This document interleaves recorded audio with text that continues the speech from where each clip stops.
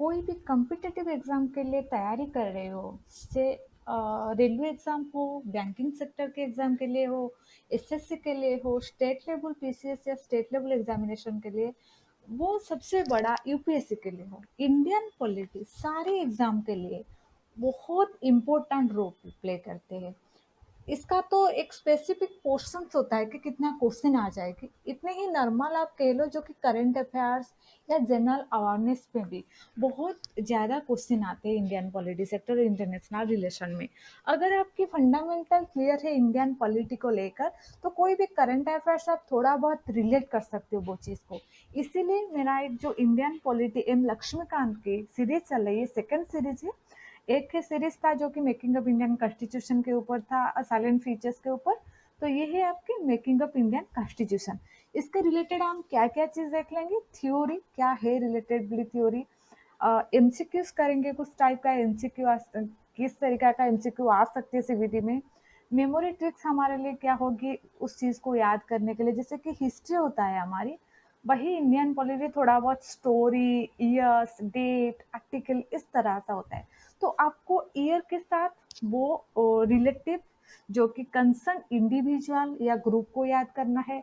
उसके बाद आपको उनके रिलेटेड आर्टिकल्स भी याद करना है, कोई अमेंडमेंट हुआ तो भी याद करना है। तो बहुत चीज़ें, जैसे कि आप देख सकते हो कोई भी एक पर्टिकुलर एग्जाम के लिए क्या आ सकते हो उस क्वेश्चन में, जैसे कि कोई इम्पोर्टेंट आर्टिकल हो गया, उसके रिलेटेड अमेंडमेंट कुछ हुआ, ठीक है, कोई नया करंट अफेयर्स में कुछ हो गया, तो उसके बाद और रिलेटिव क्या होता है, कोई नया न्यूज़ में कुछ है तो उस related, for example citizenship act, अगर हम कहें सिटीजनशिप एक्ट में कुछ हुआ, तो उस रिलेटेड सारे चीज़ आपको दिमाग में होना चाहिए कि सिटीजनशिप होते क्या है, कौन से आर्टिकल में, which article contains citizenship, which part of Indian constitution contains citizenship, etc etc etc।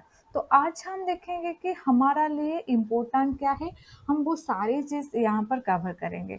मैं आशा करती हूँ आपको ये वीडियो अच्छी लगेगी। अगर आपको वीडियो अच्छी लगी तो प्लीज़ चैनल को सब्सक्राइब करना, सपोर्ट के लिए वीडियो को लाइक एंड शेयर करना दोस्तों के साथ। Thank you. चलो हम आज की स्टार्ट करते हैं वीडियो। इसको मैंने जो रिसोर्स लिया है, आप लोग के नाम ये क्या, ये आपके खुद का काम है, नहीं नहीं, इस बहुत लोगों ने इसके ऊपर काम किया है। मैंने जो रिसोर्सेस लिया है वो एनसीईआरटी की कुछ बुक है, यहाँ पर मैंने एक दो बुक का पिक्चर डाला है।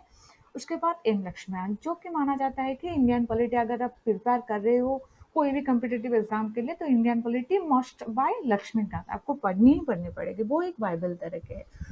देन हमारा कॉन्स्टिट्यूशन जो है, अ, उसको हम कैसे बनाएं, कोई तो एक स्टोरी होगी ना कॉन्स्टिट्यूशन बनाने के लिए, क्या स्टोरी है, और जो हिस्ट्री जेनेसिस, वो हिस्ट्री क्या है वो आपको देखनी है, वो जेनेसिस क्या है, ठीक है, कैसे हुआ, क्यों हमको जरूरत पड़ी कि एक कॉन्स्टिट्यूशन हमारे लिए, कॉन्स्टिट्यूशन क्यों हमारे लिए जरूरत, कॉन्स्टिट्यूशन है क्या, फर्स्ट कॉन्स्टिट्यूशन है एक, जैसे कि रिटिन डॉक्यूमेंट, एक है ये रिटिन डॉक्यूमेंट, रिटिन डॉक्यूमेंट ये है आपकी रिटिन डॉक्यूमेंट, सबसे लेंदीएस्ट है ये, वर्ल्ड के सबसे लेंदीएस्ट डॉक्यूमेंट है, कॉन्स्टिट्यूशन है सारे, जैसे कि जो भी जितना भी कंटिनेंट का कंट्रीज है इन वर्ल्ड में, जितना भी कंट्रीज है, कोई कोई कंट्री क्या करता है रिटिन,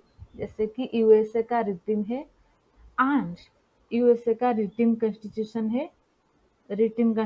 है, और ब्रिटेन व यूके का ऑन रिटिन कॉन्स्टिट्यूशन है, उनको कोई रिटिन नहीं है क्योंकि वहां पर राजा और रानी क्वीन एलिजाबेथ का शासन है।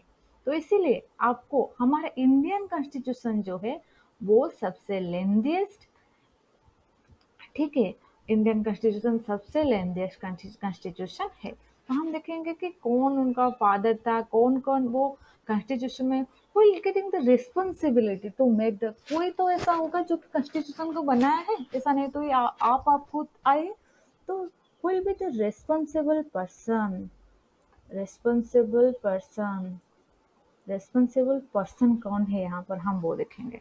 ठीक है, तो डिमांड कैसे आए कॉन्स्टिट्यूशन बनाने के लिए, क्या है डिमांड वो देखेंगे। पहला तो इसका एक स्टोरी सुन लो आपके, इसीलिए मैं आपको एक स्टोरी बता रही हूँ कि आपको बहुत अच्छा लगेगी स्टोरी।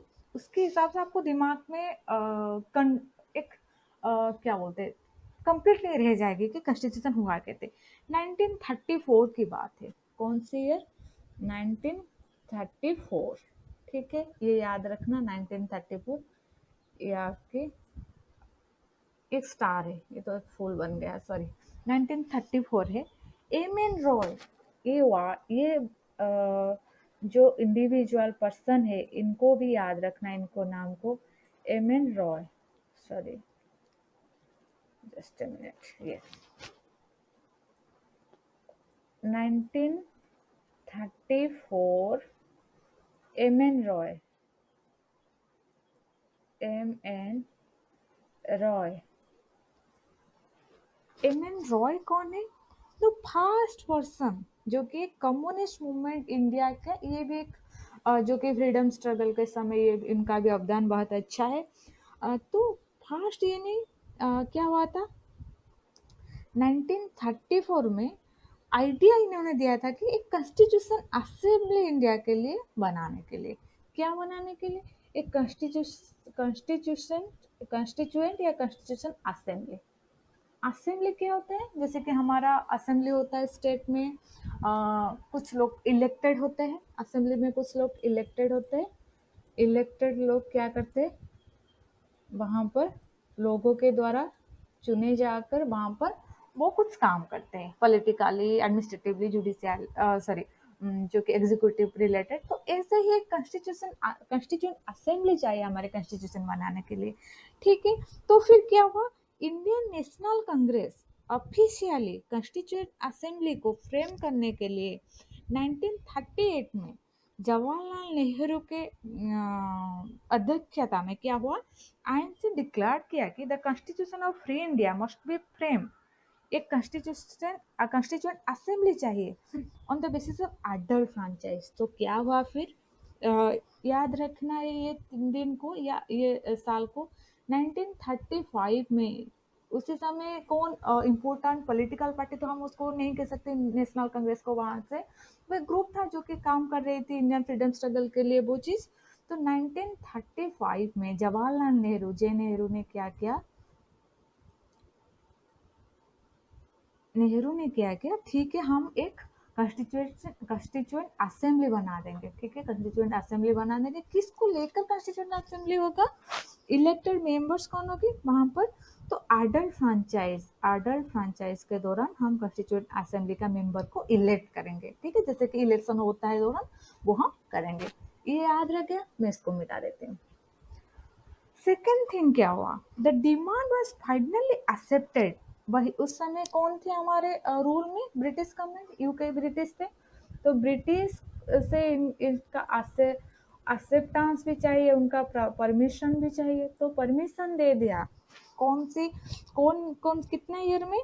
इनने 1940 में इन्होंने दे दिया। ठीक है, 1940 में इन्होंने दे दिया। हम 35 में आइडिया दिया, 34 में एमेंड आइडिया दिया, 35 ने Indian national Congress first time officially demand किया हम कॉन्स्टिट्यूशन असेंबली होने चाहिए। 38 में जवाहरलाल नेहरू इसको डिक्लेयर कर दिया कि हम कॉन्स्टिट्यूशन असेंबली बनाएंगे थ्रू अडल्ट फ्रेंचाइज। उसके बाद डिमांड को रखा क्या, ब्रिटिश गवर्नमेंट में।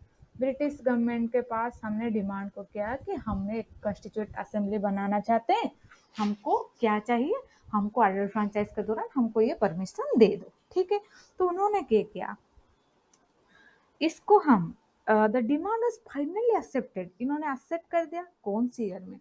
1948। और इसको हम क्या कहते हैं, इसको हम क्या कहते हैं, इसको हम अगस्त ऑफर कहते हैं। ठीक है, इसको हम अगस्त ऑफर कहते हैं। अगस्त ऑफर हो गया आपके इतना? Okay, I hope you understand this far. Then हम अगस्त ऑफर क्या जानेंगे। ठीक है, यहाँ पर आ जाइए। अगस्त ऑफर का अगर अगर एक क्वेश्चन पूछा जाए कि इस टाइप का क्वेश्चन आ सकते हैं कि अगस्ट ऑफर होते ही क्या, आपको अगर पता नहीं कि अगस्ट ऑफर है क्या, उसका कंसेप्ट क्या है, उसका हिस्ट्री क्या है, तो how do you able to answer. तो आपको पता होना चाहिए कि sorry sorry sorry August offer है आपके, क्या अगस्ट ऑफर है आपके। और आपको पता है कि कॉन्स्टिट्यूएंट असेंबली के लिए हमने ब्रिटिश गवर्नमेंट के पास जो डिमांड रखी उनको हम अ, अगस्ट ऑफर कहते हैं। ब्रिटिश गवर्नमेंट के पास, एक मिनट क्या हो रहा है इसको,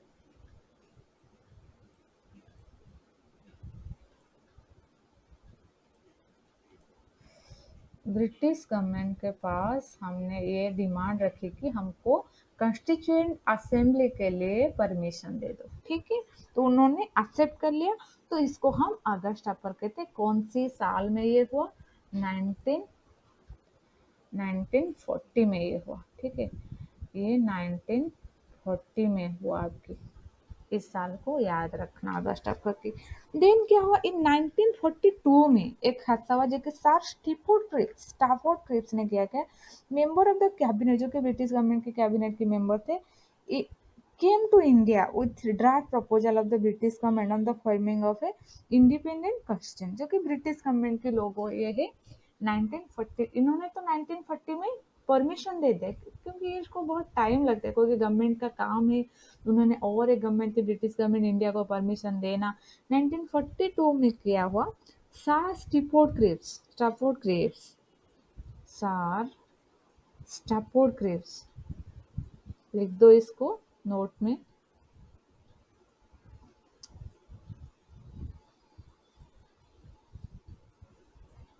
स्टाफोर्ड सर स्टाफोर्ड क्रिप्स ने क्या किया, एक आइडिया लेकर आया है कि हाँ चलो इंडिपेंडेंट कॉन्स्टिट्यूशन बनाने के लिए हम आपको मदद करेंगे, तो अडोप्टेड आफ्टर वर्ल्ड वॉर खत्म हुआ कब, 19 कितने 1945 से 48 तक चला, सॉरी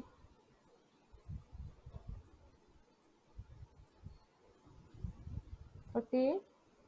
तो उन्होंने क्या किया, ठीक है, हम वर्ल्ड वॉर 2 में हम दो के बाद हम ऑर्डर, क्रिप्स ना प्रपोजल क्या था, Cripps proposal were rejected by the Muslim League यहाँ पर आईएनसी थे, एक इंडियन नेशनल कांग्रेस, एक मुस्लिम लीग थे।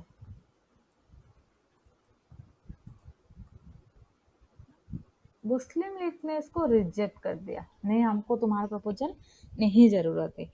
क्यों कर दिया, टू ऑटोनोमस स्टेट जो थे, जो कि कॉन्स्टिट्यूएंट असेंबली, फाइनली एक cabinet mission was sent to India while it rejected the idea of two constituent assembly, क्योंकि इन्होंने क्या कि दो constituent assembly which wanted India to be divided into, क्योंकि मुस्लिम लीग का डिमांड क्या थी कि हमको दो कॉन्स्टिट्यूएंट असेंबली चाहिए, एक हिंदू के लिए या अदर रिलीजन के लिए, एक मुस्लिम के लिए। तो इसको भी कैबिनेट मिशन ने रिजेक्ट कर दिया, ठीक है, नहीं हमको दो कॉन्स्टिट्यूएंट असेंबली नहीं बनाना है। It fought for the Kim Constitutional Assembly which more satisfied. It fought for the scheme for the which more satisfied, more or less satisfied the Muslim League. देखा, हम ऐसे मनाता है कि तुम भी भाई खुश हो, हम भी खुश हैं, तो मुस्लिम कैंडिडेट भी यहाँ पर रहेंगे, जो या फ्रीडम फाइटर जो भी इंटेलेक्चुअल्स है। तो ये था आपकी क्रिप्स, स्टाफोर्ड क्रिप्स के जो मीडिएटिंग का काम। उसके बाद अगस्त ऑफर गवर्नमेंट, ब्रिटिश गवर्नमेंट ने अलाउ किया हमको, ये हो गया आपकी अगस्त ऑफर के बाद। देन हम जानते हैं कि कंपोजिशन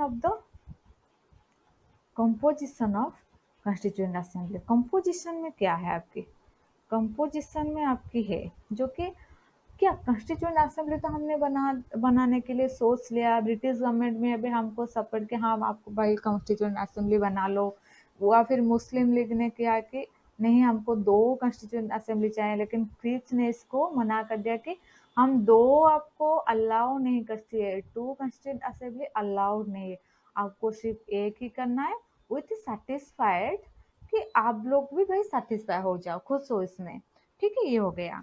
क्योंकि उस दौरान थोड़ा बहुत प्रॉब्लम चल रही थी, इसलिए उसका ये हो गया, दो डिमांड आ गई। लेकिन कॉन्स्टिट्यूएंट असेंबली के कंपोजिशन में अगर हम देखें, तो कंपोजिशन में हमारा क्या है, हमारे कॉन्स्टिट्यूशन असेंबली कॉन्स्टिट्यूटेड नवंबर 1946 में ये कैबिनेट मिशन ने फॉर्मुलेट किया। कैबिनेट मिशन प्लान ने कैबिनेट मिशन प्लान ने अगर आप देखें यहाँ पर कैबिनेट मिशन प्लान ने आपको 1946 में आपको फॉर्मुलेट किया कॉन्स्टिट्यूएंट असेंबली। ठीक है, ये भी क्वेश्चन आ सकता है कब फॉर्मुलेट हुआ कॉन्स्टिट्यूएंट असेंबली। 389 मेंबर रहेंगे। ठीक है, 389 मेंबर है। 296 कहाँ पर है? ब्रिटिश गवर्नमेंट की, जो ब्रिटिश इंडिया के है, ब्रिटिश इंडिया के है। उसके बाद 93 किसका है? प्रिंसली स्टेट की है। मद्रास, कोलकाता प्रोविजन प्रोविजन ऐसे जो होते हैं। 93 out of 296 allotted, 292 members were drawn from the 11 governor princely state, जो कि ये हो गया आपकी कॉन्स्टिट्यूट असेंबली का मेंबरशिप। ठीक है, उसके बाद हम देखेंगे कि ये क्वेश्चन में या नहीं आता, लेकिन आ सकते हैं कोई एसएससी वगैरह या स्टेट पीसीएस में या क्वेश्चन में, वो हम एक बार हमको ध्यान में रहे तो वो अच्छा है। देन हम देखें working of the constituent assembly. Working of the constituent assembly हमने क्या काम करे यहाँ पर। कॉन्स्टिट्यूएंट असेंबली फर्स्ट मीटिंग कब हुआ था, ये क्वेश्चन आ सकते है। उनका फर्स्ट मीटिंग, कॉन्स्टिट्यूएंट असेंबली तो इलेक्ट हो गया तो 389 मेंबर्स। फर्स्ट मीटिंग, ये भी हिस्टोरिकली इम्पोर्टेंट है। फर्स्ट मीटिंग कब हुआ था? दिसंबर 9 को, 9 दिसंबर 1946 में हुआ था। ये याद रखना, 1946 दिसंबर 9 को फर्स्ट मीटिंग हुआ था। मुस्लिम लीग बॉयकटेड की ये मीटिंग को, हमको नहीं चाहिए उन्हें सेपरेट, उनको सेपरेट पाकिस्तान चाहिए, क्योंकि उस समय तो हमारे पास था इंडिया में एक अनडिवाइडेड सेपरेट पाकिस्तान चाहिए। इसीलिए उन्होंने किया कि हम भाई इस मीटिंग को नहीं जाएंगे, इस मीटिंग को वो नहीं गया। ठीक है, ये हो गया मुस्लिम लीग की डिमांड। उसके बाद क्या हुआ? Doctor Sachchidananda Sinha the oldest member was elected as the temporary president. Sachchidananda, उसके बाद हमारा जो परमानेंट प्रेसिडेंट कौन हो गया है? राजेंद्र प्रसाद। हमको अगर क्वेश्चन आए कि कॉन्स्टिट्यूट असेंबली का प्रेसिडेंट कौन है, कौन था, सॉरी, तो आपको लिखना है डॉक्टर राजेंद्र प्रसाद। डॉक्टर राजेंद्र प्रसाद, राजेंद्र प्रसाद। अगर आपको क्वेश्चन जनरली क्वेश्चन है, ऐसा क्वेश्चन है कि who is the president of, who was the president of constituent assembly, वो आपको राजेंद्र प्रसाद ही लिखना है। अगर क्वेश्चन आए was the temporary president, temporary president, temporary president कौन है आपकी? डॉक्टर कौन थे? डॉक्टर सच्चिदानंद सिन्हा। ठीक है, सच्चिदानंद सिन्हा, सच्चिदानंद सिन्हा हो गया आपकी। Then F C. Mukherjee and V.T. Krishnamachari were elected as the vice president of the assembly. In other words, जो दो वाइस प्रेसिडेंट थे, ये तो प्रेसिडेंट हो गया, कोई भी क्वेश्चन नहीं आया था वाइस प्रेसिडेंट। अगर आपको याद रख तो इसे एक एक्स्ट्रा ये समझ लो, वाइस प्रेसिडेंट कौन थी कॉन्स्टिट्यूएंट असेंबली की? एक दो वाइस प्रेसिडेंट। ये क्वेश्चन कितने वाइस थे? दो वाइस प्रेसिडेंट। आप ये एक में दो थे, दो में कौन एक थे? एक तो हमारे थे एच सी मुखर्जी। ठीक है, एच सी मुखर्जी। और दोनों सेकंड नंबर में कौन थे? हमारे V.T. Krishnamachari, V.T. Krishnamachari, V.T. Krishnamachari, ये दो हमारे वाइस प्रेसिडेंट थे। ठीक है, तो हम उसके बाद हम देखेंगे कि और क्या इम्पोर्टेंट है आपके लिए। मेजर कमेटी के पूर्व हम और एक चीज़ जानेंगे, वो क्या है आपकी, कि ऑब्जेक्टिव रिजोल्यूशन, जिसको हम कहते हैं प्रियम्बल, कहते हैं ना ऑब्जेक्टिव रिजोल्यूशन। आप सुनिए हो, प्रियम्बल को हम ऑब्जेक्टिव रिजोल्यूशन कहते हैं, क्योंकि ये हमारे ऑब्जेक्टिव रहेगी broader theme objective resolution, objective resolution है जो कि दिसंबर ये क्वेश्चन आते हैं बार बार कि कौन से डेट में ऑब्जेक्टिव रिजोल्यूशन पास हुआ है। ऑन डिसम्बर, ऑन डिसम्बर 13, ठीक है, यहाँ पर लगते हैं 13 दिसंबर 1946, उसी साल ही सारे कुछ हिस्टोरी काम हुआ। 19 सॉरी सॉरी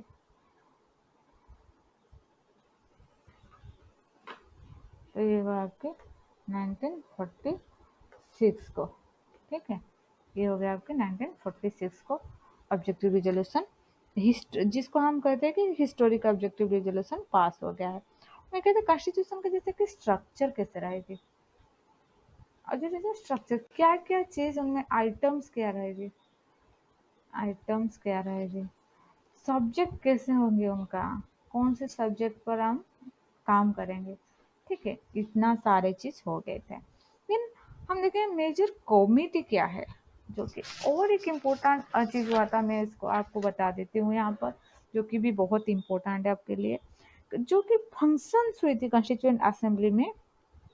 पहला इम्पोर्टेंट दो तीन फंक्शन है जो कि it adopted constitution assembly adopted, क्या अडॉप्ट किया था, दोनों चीज अडॉप्ट किया था यहाँ पर, तीनों चीज अडॉप्ट किया किया था। पहला तो नेशनल फ्लैग, ये क्वेश्चन बहुत इम्पोर्टेंट है, इसको मिस मत करना। नेशनल फ्लैग को अडॉप्ट कितने कौन से डेट में, जुलाई, वही ये तो 1947 में हो गया था, 1946 में, जुलाई 22 1947 में। जो इसके पूर्व जो काम हुआ था 1946 में, लेकिन नेशनल फ्लैग हमने अडॉप्ट किया 1947 में, ठीक है। उसके बाद हमने क्या अडॉप्ट किया, it adopted national anthem, national anthem, national anthem जनवरी, जनवरी 24 1950, इसको याद रखना, ये जनवरी 24 1950 में हमने नेशनल एंथम को अडॉप्ट किया। उसके बाद और एक नेशनल सॉन्ग, ओके, पहला गया नेशनल फ्लैग, नेशनल एंथम, फिर नेशनल सॉन्ग, नेशनल सॉन्ग हमने अडॉप्ट किया वही जनवरी 15, ये दोनों हो गया, एंथम एंड सॉन्ग एक ही दिन में अडॉप्ट हुआ था, तो ये आपको याद करने में कोई तकलीफ नहीं होगी। 1950 हो गया। देन और क्या हुआ, फिर और एक भी काम हुई वही उसी दिन, ये जनवरी 24 बहुत इंपॉर्टेंट है हिस्ट्री के हिसाब से, पॉलिटिकल फील्ड में, ठीक है। Rajendra Prasad Sinha, doctor Rajendra Prasad, sorry, doctor Rajendra Prasad को हमने, मैंने सिन्हा कह दिया,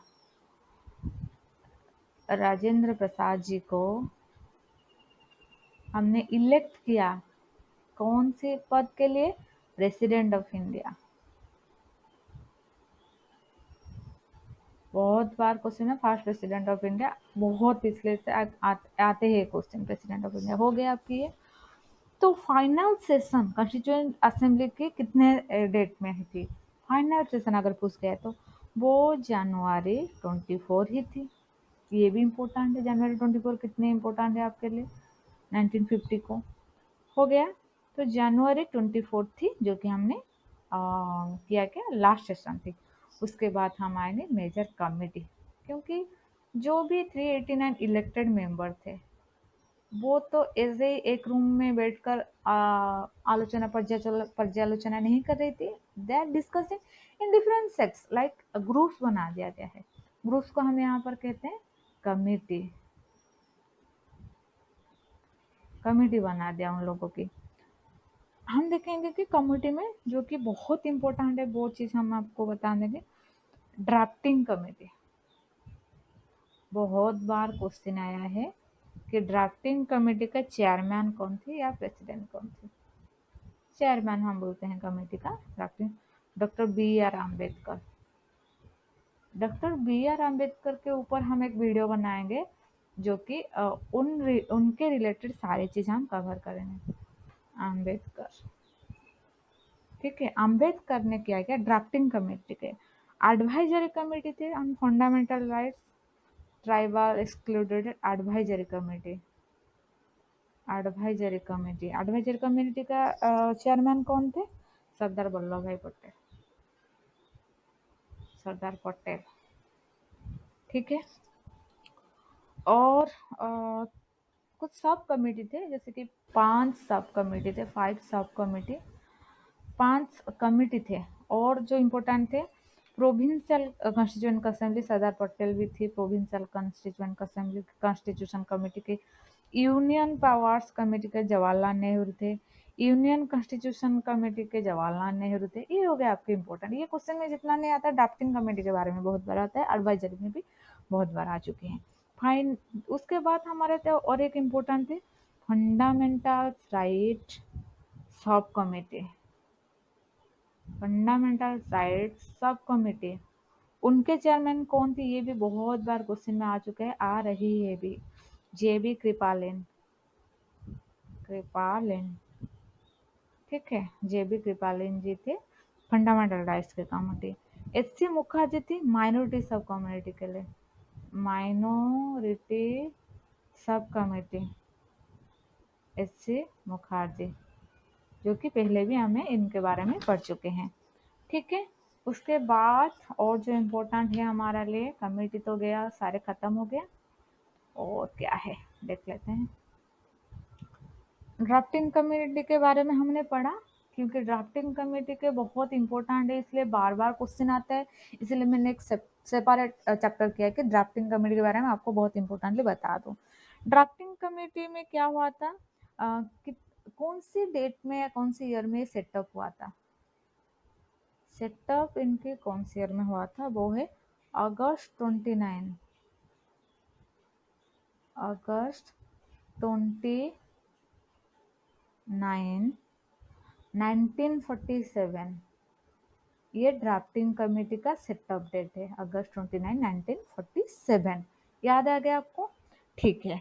उसके बाद उनका ड्राफ्टिंग कमेटी का मेंबर, ये बहुत बार क्वेश्चन आया है कि ऐसे क्वेश्चन आता है, 3 4 लोगों का नंबर, सॉरी, नेम दिया रखा है कि ए है, बी है, 2 है, ABCD, इनमें से कौन है जो कि ड्राफ्टिंग कमेटी का मेंबर नहीं है, कौन है जो नहीं है, या इनमें से कौन है जो ड्राफ्टिंग कमेटी का मेंबर है। इस तरह का अगर आपको पूरा मेंबर का लिस्ट नहीं पता है तो it will be difficult to answer.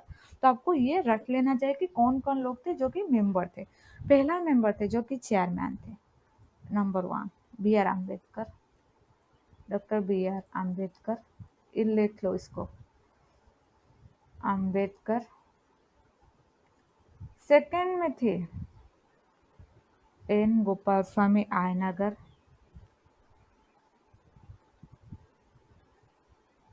Gopal Swami Ayanagar, Ayanagar. Third में थे आल्लादी कृष्णा स्वामी आयार, आल्लादी कृष्णा स्वामी, कृष्णा स्वामी, गोपाल स्वामी, कृष्णा स्वामी। ये देखो, अम्बेडकर तो आपको ऐसे ही याद करनी है, उसका कोई सटीक नहीं है। और गोपाल स्वामी, कृष्णा स्वामी हो गया आपकी याद। ये भी आयनगर है, ये सिर्फ आया है, आयार। ठीक है। देन इसको मैं मिटा दें तो लिख लो एक बार, B.R. अम्बेडकर जो कि चेयरमैन थी इन्होंने, गोपाल स्वामी आयनागर, देन आल्लादी कृष्ण स्वामी आयार, ये तीनों हो गए। उसके बाद फोर्थ नंबर की जो मेंबर थी वो थे डॉक्टर K.M. मुनीस, K.M. मुनीस, मुनीस। ठीक है, डॉक्टर K.M. मुनीस थे। 5 नंबर के मेंबर, 7 नंबर मेंबर थे इसका टोटल। शायद ही ये बहुत बार ये क्वेश्चन आया है, 1 2 बार मैंने ही अटेंड किया है एग्जामिनेशन में। मोहम्मद सादुल्ला कौन सी कमेटी का मेंबर थे, ये क्वेश्चन आया है। मोहम्मद सादुल्ला, AA दुल्ला, सादुल्ला। ठीक है।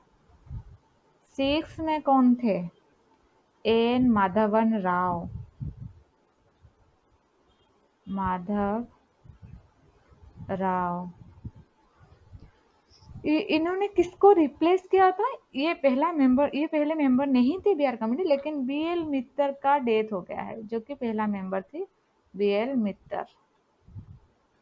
इनका डेथ हो गया है, तो इसको सॉरी सॉरी सॉरी, इनका डेथ नहीं हुआ, इनको टी एन कृष्णा स्वामी रिप्लेस किया डीपी खैतान को, जो कि 1948 में गुजर गई।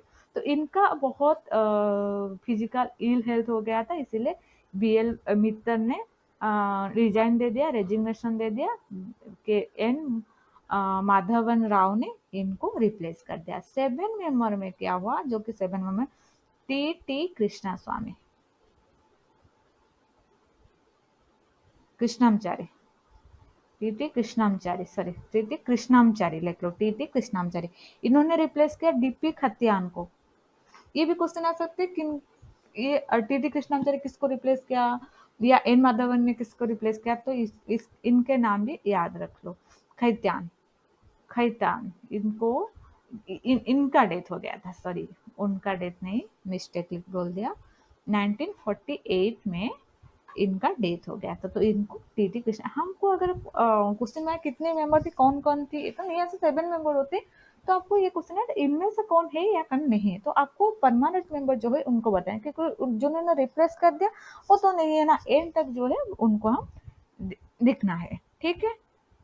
तो उसके बाद हम अडॉप्ट कर कौन सी दिन में किया कॉन्स्टिट्यूशन को, जो कि इम्पोर्टेंट है, नवंबर 26 1949 को हमने अडॉप्ट किया,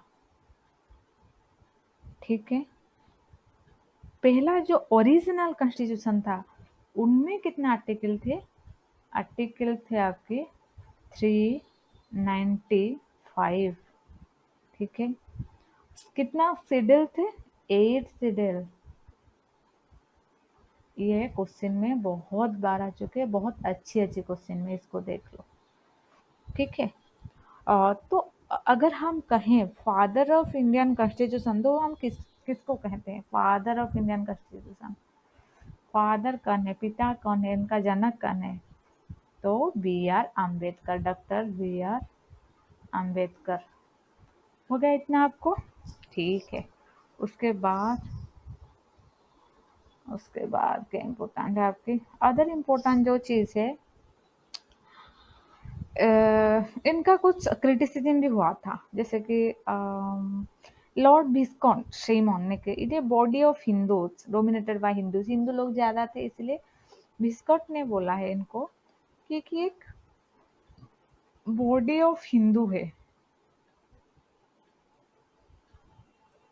ठीक है, ये बॉडी ऑफ हिंदू है। तो ये हो गया आपके सारे इम्पोर्टेंट चीज। मुझे यकीन है कि आपको अच्छे लगे, क्योंकि इसको आप बहुत बहुत इम्पोर्टेंट है, आप थोड़ा बहुत इसको याद कर लो। तो स्माइल के साथ चैनल को सब्सक्राइब करना, शेयर करना वीडियो को दोस्तों के साथ।